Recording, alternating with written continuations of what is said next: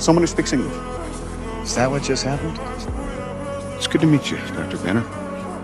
Your work on anti-electron collisions is unparalleled, and I'm a huge fan of the way you lose control and turn into an enormous green rage monster. Agent Romanoff, would you escort Dr. Banner back to his... Where?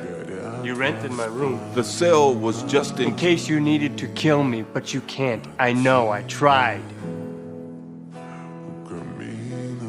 I got low.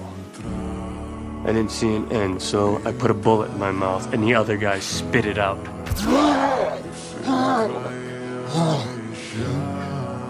Yeah.